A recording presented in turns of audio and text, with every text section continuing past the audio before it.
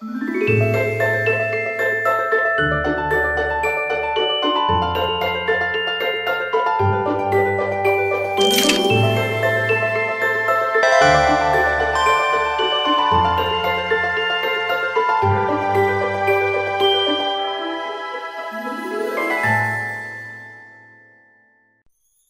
long time ago, a little girl lived in a village.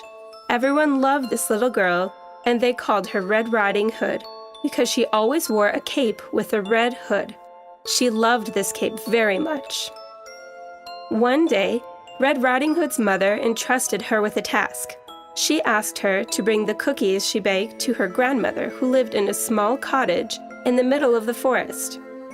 Her mother prepared the cookies and put them in a basket and gave the basket to Red Riding Hood. She told her, "Do not talk to any strangers on the road and go directly to your grandmother's house without leaving the road." Red Riding Hood nodded in agreement and told her mother not to worry. She would listen to her, and she set off into the woods. As she hopped in joy along the path to her grandmother's cottage, she became entranced by the colorful wildflowers she saw. They were so amazing that Red Riding Hood wanted to collect some to bring to her grandmother. She thought her grandmother would be very happy when she saw the flowers. At the moment, she heard a noise. She raised her head. A giant wolf was staring at her. With fear, Red Riding Hood shrank to her knees right where she was, dropping the basket and the flowers. She thought the wolf was going to attack her. However, such was not the case. The wolf picked up the basket and the flowers from the ground and handed them back to Red Riding Hood. Red Riding Hood thanked him generously. When the wolf asked her what she was doing in a forest, Red Riding Hood forgot about her promise to her mother, and she began talking to the wolf. She told him that she was bringing the cookies in the basket and the flowers she collected to her grandmother, who lived in a small cottage in the forest. "Let me help you," said the wolf, and showed her another path. "This path is a shortcut to your grandmother's cottage," he said. But the wolf was lying because he was making a treacherous plan. He would go to the grandmother's house before Red Riding Hood and eat the grandmother. Red Riding Hood didn't know of this, of course. She started walking down the path the wolf showed. The wolf, on the other hand, set off for the grandmother's cottage, using the short path. When he arrived at the cottage, he knocked on the door. "Who is it?" the grandmother asked. The wolf changed his voice and said, "It's Red Riding Hood, Grandma. I brought you cookies." Grandmother believed the wolf's trick and opened the door. As soon as she opened the door, the wolf swallowed her with one large gulp. However, this was not enough.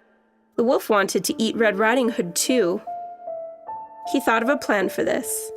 He went to the grandmother's closet and took one of her dresses and put it on. He was planning to trick Red Riding Hood by imitating her grandmother. He closed all of the curtains so the disguise would not be noticed. This way, the house became very dark. Now it was impossible for Red Riding Hood to discover the wolf's disguise. The wolf laid in the grandmother's bed and impatiently started waiting for Red Riding Hood's arrival. A little later, there was a knock at the door. The wolf this time imitated the grandmother's voice and asked, "Who is it?" "It's Red Riding Hood, Grandma. I brought you cookies," said the little girl. The wolf again changed his voice and said, "Come in, girl, the door is open." Red Riding Hood slowly entered the cottage. The house was very dark because the curtains were closed. She couldn't see her grandmother clearly. The wolf, in her grandmother's disguise, told her to come closer so that she could see her beautiful face.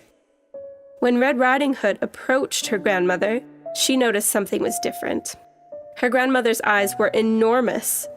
She asked her grandmother, "Why are your eyes so big, grandmother?" she said.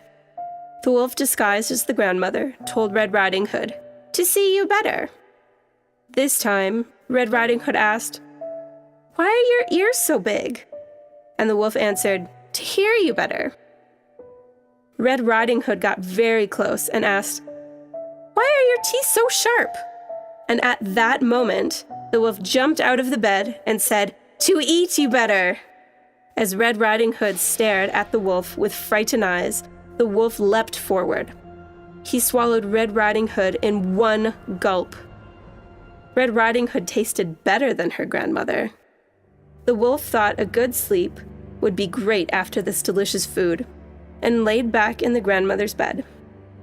He fell asleep, but he made such loud noises while he slept that a hunter passing nearby heard these voices.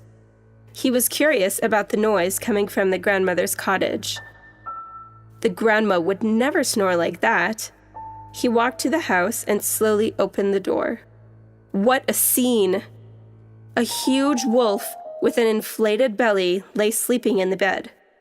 The hunter silently approached the wolf. When he looked at his belly, he noticed it moving. He immediately took out the knife in his pocket and cut the wolf's belly open. Suddenly, Red Riding Hood and her grandmother came out of the wolf's belly. The hunter rescued them. He wanted to teach the wolf a lesson. The grandmother and Red Riding Hood went and collected stones from a forest. They filled the wolf's belly with the stones. The hunters sawed the wolf's belly, and they exited the house and hid. After a while, the wolf woke up. Its belly was very heavy because of the stones. The wolf, not remembering what happened while he was sleeping, thought, "I probably couldn't digest the grandmother." With the weight in his belly, he decided to go to the lake to drink some water. His belly was so heavy with stones, he could barely walk. He reached the lake with difficulty, and when he bent to drink from the lake, he lost his balance because of the stones in his belly, and he fell into the water. He tried to swim, but the stones in his belly pulled him below the water. He couldn't stay on the surface of the water and drowned in the lake. Red Riding Hood and her grandmother were very relieved that the wolf was dead. Now the wolf was forever gone, and there was no need to be scared. The grandmother prepared a wonderful dinner for the hunter and Red Riding Hood. And the hunter gave advice to Red Riding Hood during dinner. She shouldn't break her promise to her mother and talk to strangers again. Red Riding Hood said she learned her lesson. From now on, she would always listen to her mother. They all laughed together, and Red Riding Hood was always a well-behaved child.